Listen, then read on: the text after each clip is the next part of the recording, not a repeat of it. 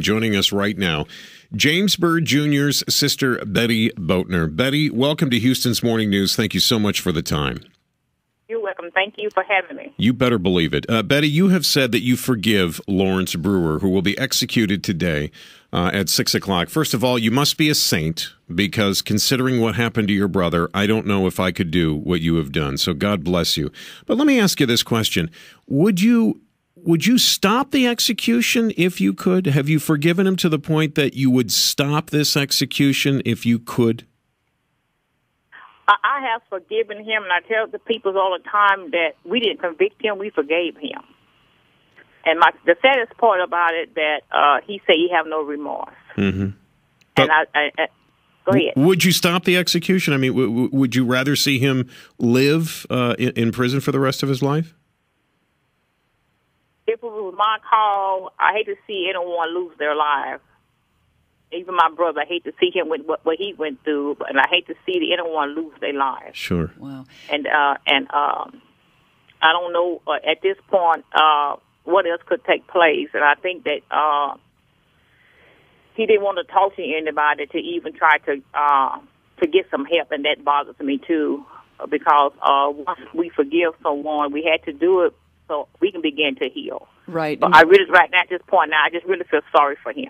Because, Betty, you just mentioned something that we heard this morning as well, that there is absolutely no remorse on his part. That must sadden you and the family to some extent. Yes, it does. Yes, it does. That at this point in time, after 13 years, he still have no remorse. And I really feel sorry for him. And most of all, he have a family. I feel sorry for his mother, his father still living, his sister, brother, whoever related to him. I have so much compassion for them, and I would love to just talk to them and encourage them.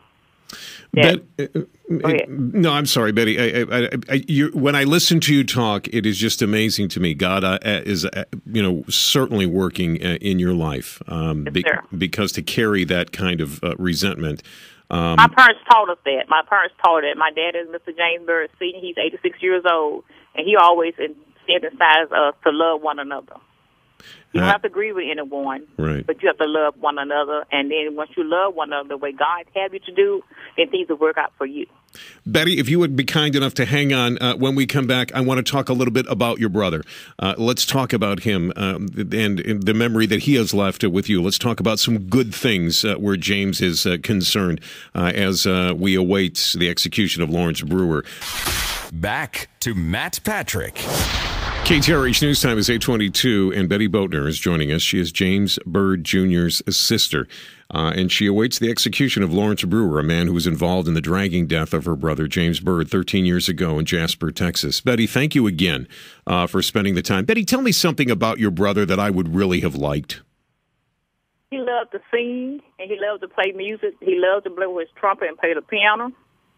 And he always walk around with a smile saying, I'm going to be somebody. I'm going to do this right here. That was James Byrd Jr. His nickname was Toe. And, Betty, if you had the opportunity to sit down with Lawrence Brewer and look him right in the eye before he's executed, what is it you think that you would tell him? Or would you ask him for anything? Is there anything you would like to know from him? First of all, I would look him in the eye and tell him, first of all, that I forgive him. And that's from my heart. Then the next question probably would be, why would this happen? What made you do the thing that you done to my brother? And then I hope from there we'll have a conversation that will lead him to Christ. Betty, how do you remember your brother every day? I know there's been a shrine set up in Jasper, but what do you do on a daily basis to remember your brother? I go by the grave site, and I just sit, look at his picture, and do different, just remember the things he have done when he was here with us. And then I see my dad, I see my brother through my dad. Will you get any kind of consolation? Will you get any kind of relief after 6 o'clock tonight when Brewer's gone? I'm gonna say it like this: 13 years ago, God given me peace. So I'm already all right. Betty, you are an amazing... Sir, the reason why I say that because once that you get forgiveness, you forgive a person, I can't go back and pick it up because that's not forgiveness. You are an amazing amazing woman. And I know that in this audience, we have a vast listening audience. I know that there is someone that has heard your message today.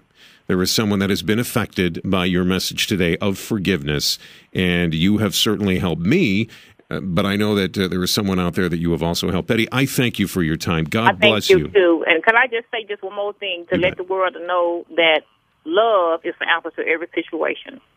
Everyone have a right to their opinion, but they shouldn't have to take someone's life because of the color of their skin. If anyone would get anything out of my brother, this is to stop the hate and educate. Love people for who they are. Color should not matter. God bless you, Betty. Thank you so much. We appreciate right. your time here. Betty Boatner this morning, the sister of James Byrd.